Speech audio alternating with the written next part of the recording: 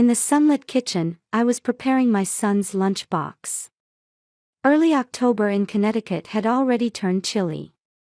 Outside the window, maple leaves were beginning to turn red. In this suburban town, luxury cars would stream toward the city each morning, heading to their offices. "Mom, soccer practice might run late today." Ethan, my freshman in high school, came rushing down the stairs. He'd grown taller recently, now surpassing my shoulder height. In his navy blazer, white shirt, and gray slacks, he looked just like his father in his younger days, the same gentle eyes and calm demeanor. Watching my son excel both in sports and academics, I couldn't help but see shadows of my late husband. "Soccer practice. What time will you be home for dinner?" "Probably after 6. Everyone's working hard for next week's game." Ethan grabbed orange juice from the fridge and drank it in one gulp. His grades were excellent, and he was athletic too. For the past 3 years, we'd managed somehow, just the two of us. Since Tom's sudden passing from a heart attack, every day had been a battle. My job as a real estate broker kept me busy, and an annual income of $85,000 wasn't much in this affluent suburb. Still, considering my son's education, I couldn't afford to give up this job. I smoothed my brown hair and slipped into my modest suit. This was my style. "Ethan, keys." I tossed the car keys, and my son caught them skillfully. It was a 15-minute drive to Greenwich High School. This time was our precious moment for conversation. Caught in morning traffic, I enjoyed our casual chatter. Perhaps this was my happiest time of day. The morning tranquility was broken by a phone call from my mother. "Jennifer, about Vanessa's party tomorrow." Mother Patricia's voice echoed through the receiver. My mother, proud of her social influence, was always preoccupied with my sister Vanessa's affairs. Mother was pretentious and vain, particularly excessive in her doting on my sister. "Yes, of course I'll be there. The venue is La Scale. The dress code is semi-formal, so please wear something appropriate. Not like that plain outfit you wore to last year's Christmas party." Behind Mother's words lurked her usual criticism. She disapproved of my modest appearance. Meanwhile, my sister Vanessa was Mother's ideal. Working as a nurse at Mercy General Hospital, she charmed everyone with her beauty and social grace. Her golden hair and model-like figure were Mother's pride and joy. Since childhood, my sister had been showered with Mother's affection. That evening, after finishing work, I received a call from Vanessa. "Jen. He's absolutely wonderful. Even better than I imagined." My sister's voice bubbled with excitement. Mother had been bragging about her fiancé's credentials and income to anyone who would listen. "He's such a wonderful person, with such potential." Mother took over the phone, boasting. "Nothing like your Tom. Poor Tom. He gave up his future and took a local job for your sake."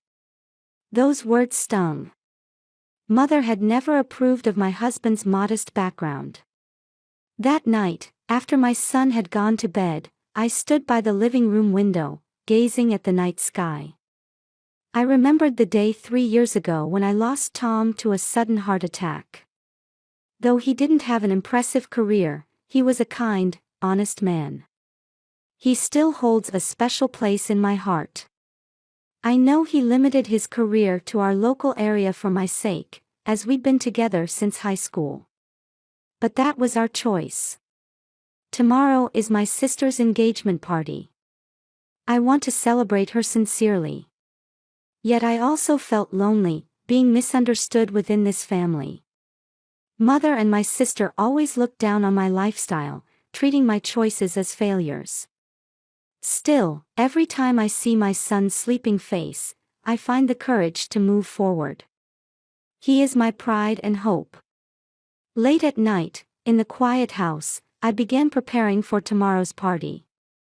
As I took out a modest navy dress from the closet, I thought about how tomorrow would bring another new day. I would accept both mother's words and my sister's boasting. That was my role, after all. One afternoon, I was in the middle of showing a property. The autumn sunlight filled the room, highlighting the property's best features. While negotiating prices with my client, my phone rang. It was from an unknown number. "Is this Mrs. Miller? Your son Ethan has been in an accident." In that moment, it felt as if the world had stopped. My ears were ringing, and voices seemed distant. It was a call from Greenwich High School staff. Ethan had been hit by a car that ran a red light while he was crossing at a crosswalk after school. A classmate who witnessed the accident called an ambulance, and teachers rushed to the scene. The emergency team had already arrived and was transporting him to Mercy General Hospital. "How serious is the accident?" As I asked with a trembling voice, the staff member hesitated before answering. "It appears to have been a severe impact. He's conscious, but..." I couldn't wait to hear the rest. After hastily apologizing to my client, I immediately got in my car. Even waiting a few seconds for traffic lights felt like an eternity. The honking of cars, the red autumn leaves on the street trees, everything seemed blurry. All I could think of was my son's smile. His smile this morning when I last saw him. That can't be the last. No, it can't be the last. My hands trembled on the steering wheel. Though I'd driven this road countless times, today it felt unusually long. Other cars seemed to move too slowly. Everything was too slow. On the way, I passed the accident scene. A police car was stopped there, with officers gathering evidence. White chalk lines had been drawn on the crosswalk, and textbooks and notebooks were scattered on the ground. I recognized them as Ethan's belongings. His uniform's blue tie fluttered in the wind. Seeing that, a sob escaped my throat. I arrived at the hospital at 2:45 p.m. Running into the emergency entrance, I was enveloped by a breathtaking tension. Doctors in white coats hurried back and forth, nurses carried equipment, and patient names echoed through the air. The smell of disinfectant stung my nose. A child's cry could be heard from somewhere. "The emergency room is down this hallway." I ran following the receptionist's directions. My heart was pounding so hard it felt like it might burst. My legs were shaking. But I couldn't stop. Reaching the treatment room, I found Ethan surrounded by medical staff. His face was pale, and his uniform was stained with blood. The monitor beeped ominously. An 4 needle was in his arm, and an oxygen mask covered his face. Was this really my son? The same boy I'd cheerfully sent off to school this morning. "There's likely internal organ damage, and the bleeding is serious. CT scans show a liver laceration. We've also confirmed bleeding from the spleen," the young doctor explained in a calm voice. Dressed in clean white coat, he explained the situation with a confident gaze. His voice carried definite assurance. "Immediate surgery is necessary. I will perform the operation. Please. Please save him." My voice was trembling. I clasped my son's hand. It was cold. I'd never felt it so cold before. It was usually warm. "Mom." Ethan called out weakly. His face was contorted with pain. Yet his eyes looked at me with concern. "It's all right. I'm here. I won't leave you. It hurts. I'm scared." Those words tore at my heart. My strong son, to admit such weakness. How much pain must he be in? Nurses kept coming into the treatment room. They checked vital signs, attached new 4 bags, and followed the doctor's instructions. Their efficiency gave me a glimmer of hope. Amidst the preparations for surgery, I needed to call Mother. I knew I couldn't attend tonight's party. I felt I should tell her. But first, I had to sign the consent forms. I received the papers with trembling hands. The letters seemed to blur. Mom, Ethan's been in an accident. Today is Vanessa's proposal party. Don't ruin it. Mother's voice was filled with anger. In the background, I could hear people talking. The clinking of glasses. Laughter. The party preparations seemed to have already begun. I could hear the busy sounds of the luxury restaurant's kitchen. But he's seriously injured. I'm at the hospital now. They say he needs surgery. My voice caught. Tears rolled down my cheeks. I can't believe this. You're always like this. I'm putting Vanessa on. This is supposed to be my special once-in-a-lifetime day. How could you? Why today of all days? My sister screamed on the other end. Her voice was mixed with anger and disappointment. She'd always hated when things didn't go her way. But this was different. This was about my son's life. My hands trembled. While my son was hovering between life and death. Their family. Why can't they understand? I wanted to scream inside. But no voice came out. Each time the treatment room door opened, new staff entered. Voices announcing blood test results, voices confirming operating room preparations. Among all this, I listened only to my son's breathing.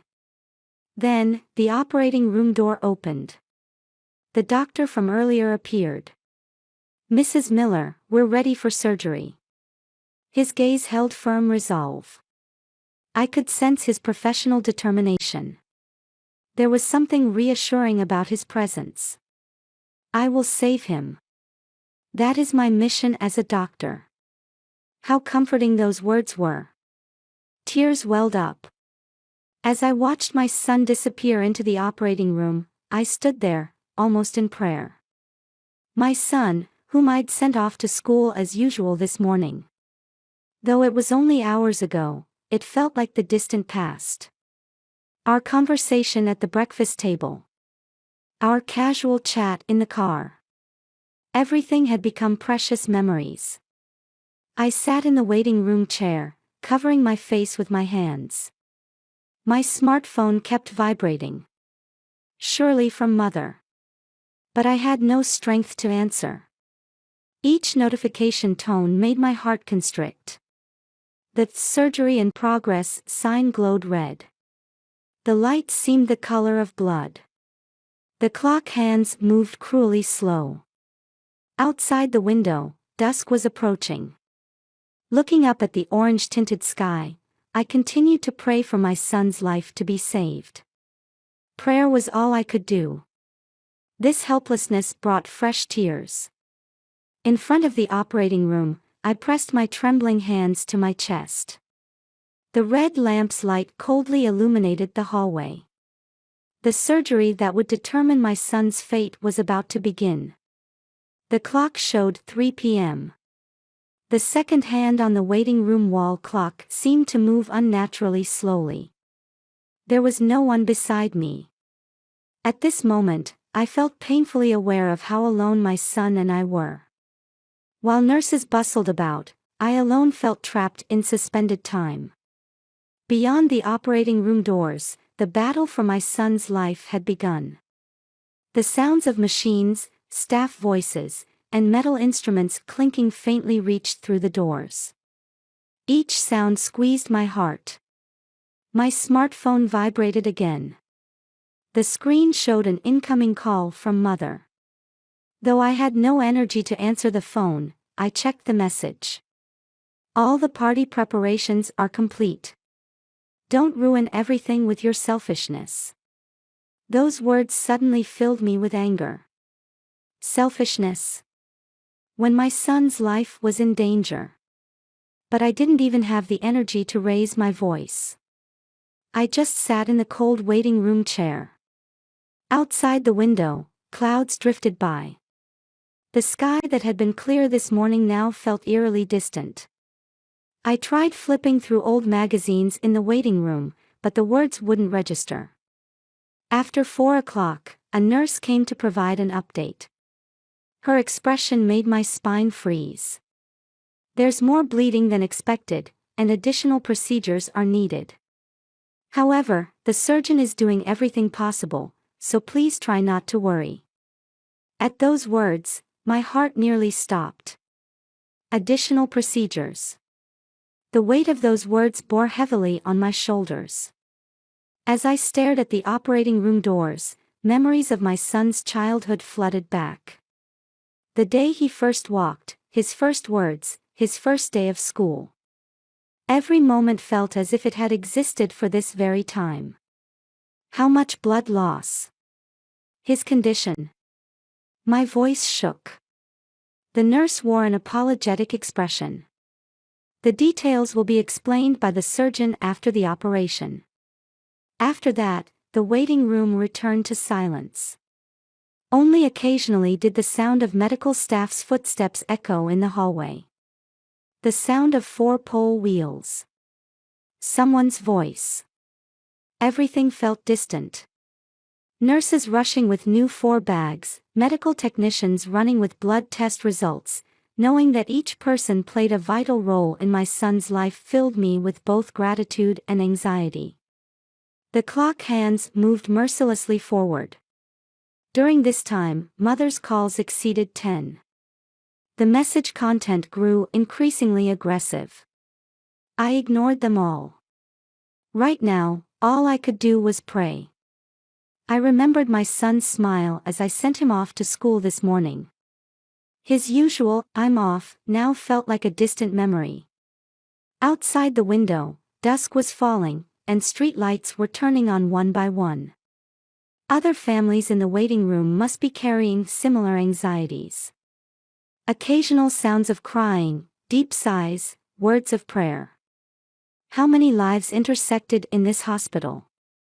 Just past 8 p.m., sudden activity broke out. The operating room doors opened, and medical staff began moving busily. I stood up, watching the scene with bated breath. The exhausted surgeon appeared. His white coat bore vivid traces of the surgery. In his appearance, I saw evidence of the 6-hour battle. His hair stuck to his forehead with sweat, and dark circles of fatigue showed under his eyes. "Mrs. Miller." His voice was slightly hoarse. "The surgery was successful. Your son has pulled through. We've repaired the liver laceration and stopped the bleeding from the spleen. His overall condition is stable." At that moment, my knees gave way. A nurse rushed to support me. Tears flowed uncontrollably. "Thank you, thank you." To my repeated words of gratitude, the doctor smiled quietly. His eyes showed the same relief. "We'll need to monitor his post-operative progress, but he's past the most critical stage. We'll observe him carefully in the ICU for 24 hours. It may take some time before he regains consciousness." "Mrs. Miller." He paused for a moment. The surrounding nurses also changed their expressions, as if noticing something. "I apologize. I should have noticed at such a time, but you are." Just then, hurried footsteps echoed from down the hallway. The sound of high heels on the cold floor. "Michael. Why aren't you at the party?" Turning around, there stood my sister Vanessa. In an elegant dress, her face was flushed red. Behind her, several guests who seemed to have rushed from the party venue were visible. "Vanessa." Dr. Bennett wore a confused expression. The surrounding medical staff also seemed to sense the sudden change in atmosphere, each stopping their movements. "This is your sister Jennifer," Silence fell. Vanessa stood dumbfounded, looking back and forth between me and Dr. Bennett. Her eyes held a mix of surprise, anger, and something else. Why are you here?" Vanessa's voice trembled. Her makeup was smeared, and tears glistened in her eyes. "As a doctor, it is my mission to save the life before me." Dr. Bennett's voice, though quiet, conveyed strong conviction. Though signs of fatigue remained, his gaze was resolute. "The proposal party can be postponed. But the chance to save a life comes only once. That is my belief." With his white coat swishing, he headed off to his next patient. His back radiated the pride and determination of a doctor. Only his footsteps echoed in the hallway. I watched him go with tears still blurring my vision. My son's life was saved. That alone was enough for now. Everything else could wait. Right now, I only wanted to think about my son's recovery. Through the ICU window, I could see my sleeping son. Though his face was still pale, I could sense his steady breathing. The monitor's sound announced quiet hope. That sound seemed to herald the beginning of a new morning. After leaving the hospital, we drove in heavy silence. Only the doctor's words that my son was maintaining stable condition in the ICU supported my heart. Our car quietly drove through the twilight streets as streetlights began turning on one by one. We arrived at La Scale restaurant after 9 p.m. Warm light spilled from the windows of the upscale restaurant overlooking Greenwich Harbor. A crimson carpet stretched across the front entrance, with a champagne gold balloon arch installed at the entrance. Staff in tuxedos greeted guests at the door. Yacht masts rose in the moonlight from the pier. "Mrs. Miller." The doorman wore a puzzled expression. He must have known about my lateness. Stepping into the venue, the atmosphere changed instantly.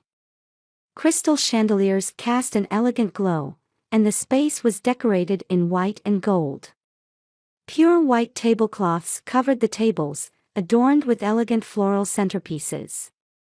Large mirrors hung on the walls, with a champagne tower arranged in front of them. Each glass beautifully reflected the light. However, the expressions of gathered family and friends contrasted sharply with this lavish atmosphere.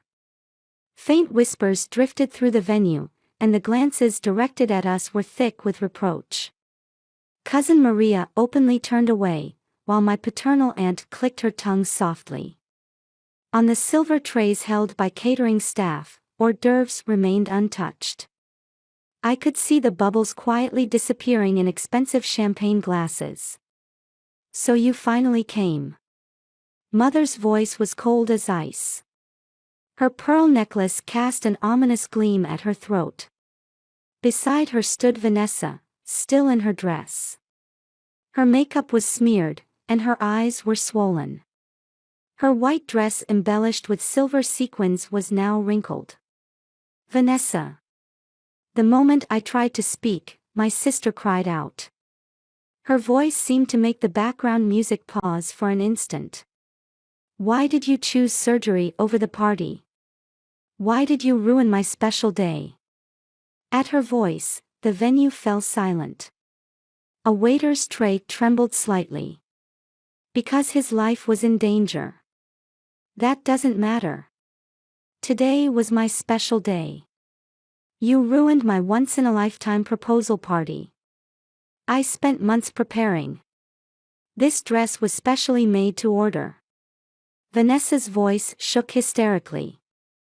The veins in her neck stood out. Everyone rearranged their schedules to be here.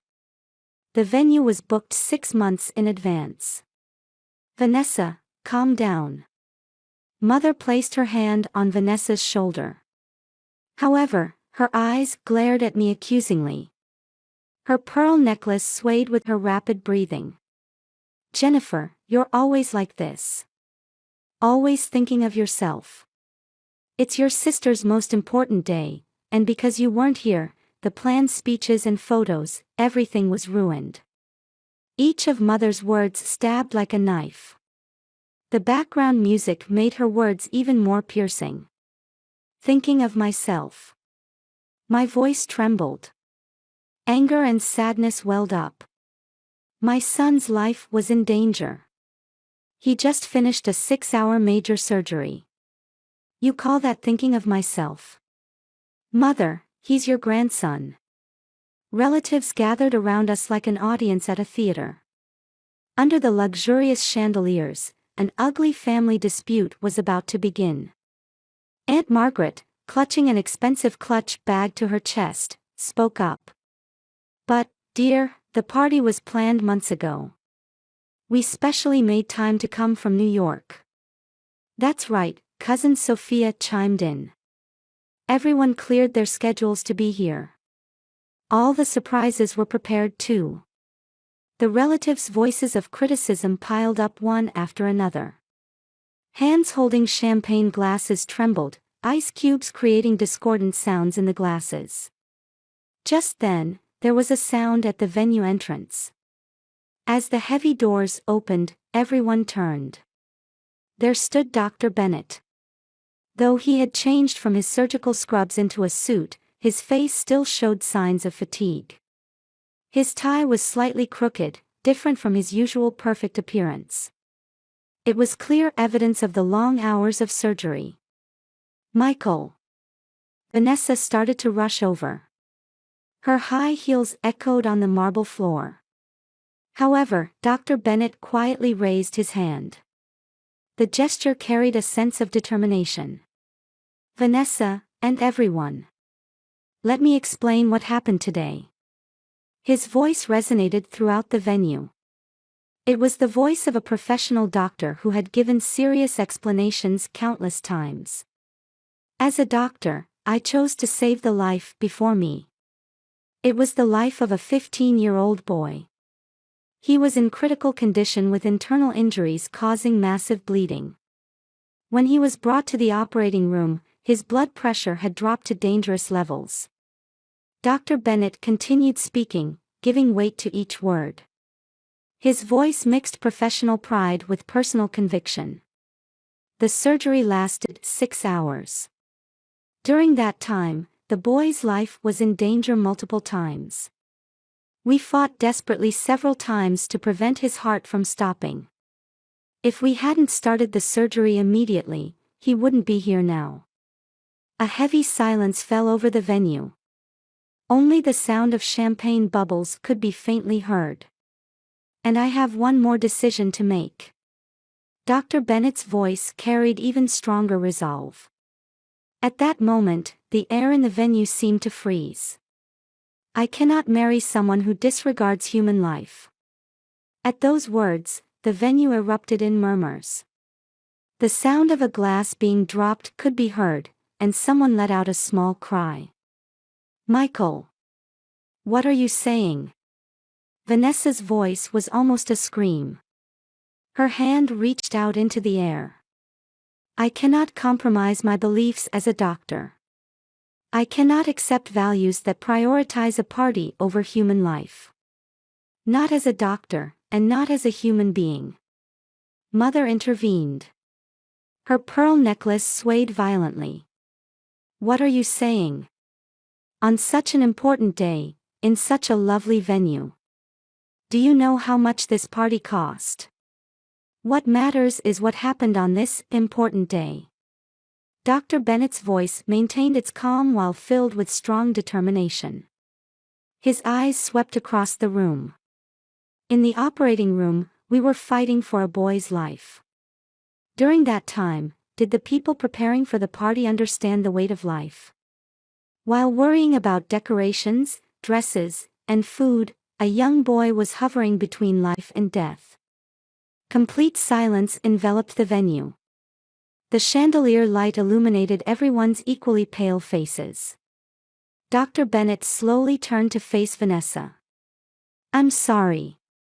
But this is my decision. As a doctor and as a human being, I will stand by my convictions. At that moment, Vanessa's engagement ring fell to the marble floor. The sound of metal hitting marble rang out with eerie clarity. It was like a bell tolling the end of everything. Various voices began rising from among the relatives. Voices of condemnation, sympathy, confusion. Amidst the swirling voices in the venue, Mother and Vanessa stood isolated. Their figures in expensive dresses now seemed somewhat pitiful. The aunts whispered things like, "How embarrassing," and "a family disgrace," while the paternal relatives had already begun leaving the venue. The wedding planner, who had been prepared for the wedding, stood dumbfounded. Cousin Maria approached me. "Jennifer, is your son really all right?" At those words, I felt that finally someone understood the essence of the situation. I quietly closed my eyes. My son's life was saved. That was all that mattered to me now. Tomorrow, I would be able to see my son's face at the hospital again. That thought alone supported me through this chaos. Outside the window, harbor waves quietly lapped against the shore. The chandelier light coldly illuminated the engagement ring on the floor. That light seemed to be watching over all of tonight's events. Spring sunlight streamed into the hospital room. 6 months had passed since that day, and cherry blossoms were beginning to bloom outside the window. The cherry tree-lined path on the Mercy General Hospital grounds gave a sense of new life stirring. "Mom, I'm being discharged today." Ethan smiled on the bed. Color had gradually returned to his once pale face, and strength had returned to his voice. Though surgical scars remained, his rehabilitation was progressing well, and the doctors were amazed at his recovery ability. "Yes. But you still need to be careful not to overdo it." "I know. But I want to get back to school soon." The soccer team members came to visit every week. At those words, I felt tears welling up. My son, who had overcome a life-threatening crisis, seemed a bit more mature than before. During his long hospital stay, he must have done a lot of thinking on his own. Sometimes he would wake up in the middle of the night and talk about the meaning of life. A nurse brought the discharge paperwork. Meanwhile, I gazed out the window. Over these 6 months, many things had changed. Though some changes were painful, they were necessary steps in our growth. Mother began to change significantly after that night. At first, she couldn't acknowledge her mistakes, and we lost contact for a while. The incident at the luxury restaurant became talk of the local social circle, and Mother temporarily stopped appearing at parties. However, on a rainy day, she suddenly visited the hospital room. Without makeup, her usual dignified manner was gone. "Jennifer and Ethan." Mother's voice trembled. Rain dripped onto the floor from the umbrella in her hand. "I've started seeing a counselor. Dr. Sarah Thompson. I've realized the biases within myself." Since that day, Mother began regularly attending counseling twice a week. There, she started confronting her issues with values and excessive favoritism. She said she realized she had lost sight of her daughter's true happiness by obsessing over superficial success and appearances. "I've hurt you all this time. About Tom too, my attitude back then was wrong." Mother apologized while looking at a photo of my late husband. Though long-standing habits couldn't be changed easily, changes were becoming visible, slowly but surely. "I've started a support group for single mothers." Mother reported this the other day. Meetings are now held weekly at her mansion. She's begun using her social influence to help mothers in need. She's also started building a network of professionals including lawyers, doctors, and counselors. I never truly understood the challenges of raising children alone. Mother's eyes held new determination. At Christmas, she hosted a party for single mothers from the support group and their children. Instead of competing over decorations and food, there was warm interaction. Vanessa's change was even more dramatic. After the broken engagement, she went through a period of deep depression. She disposed of her expensive dresses and accessories, deleted her social media accounts, and lived almost like a recluse. However, an encounter with a patient changed her. A young mother battling terminal cancer. Seeing this patient worry about the children she would leave behind deeply moved Vanessa. As a nurse, did I really understand my patient's feelings? Wasn't I just providing superficial care? Through such self-questioning, Vanessa decided to transfer to the hospice department. There, she gained deep insights from patients and their families facing life and death. Her flashy makeup became more subdued, and she spent more time with patients.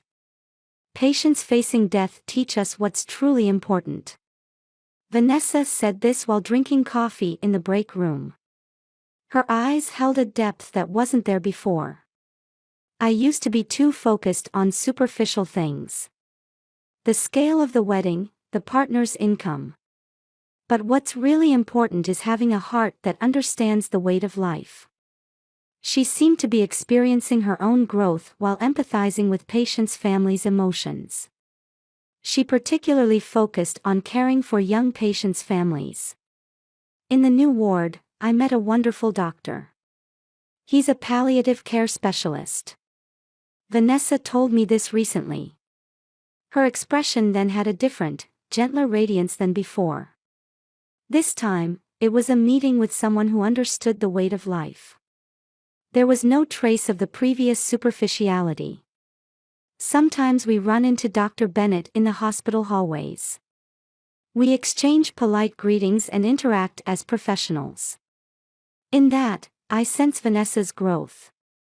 Family gatherings have also gradually changed. The previous competition over appearances and superficial glamour has subsided, replaced by growing feelings of mutual consideration. Dinner at Mother's house has become a monthly tradition. Expensive tableware and decorations have become more modest, replaced by increased family conversation. Sometimes there are arguments, but that too is part of the process of understanding each other. Jennifer, can we start over? Mother's words contained years of regret and new hope. She now tries to show equal affection to both daughters. Sometimes old habits surface, but each time she checks herself and makes corrections. Having finished the discharge preparations, we stepped into the elevator.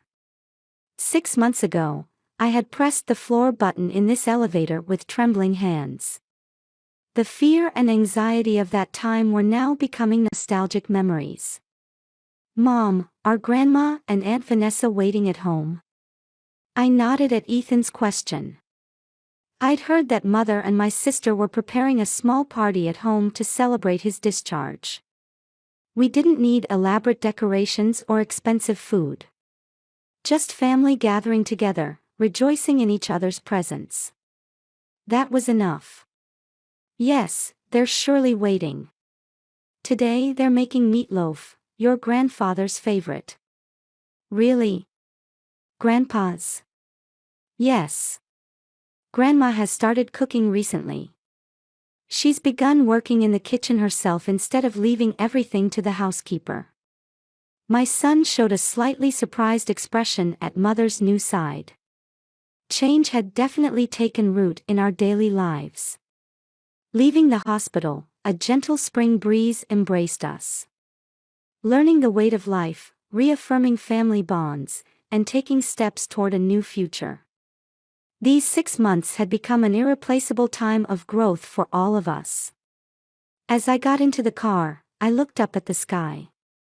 Clouds announcing a new season drifted across the blue sky. The scene seemed to be blessing our family's new beginning.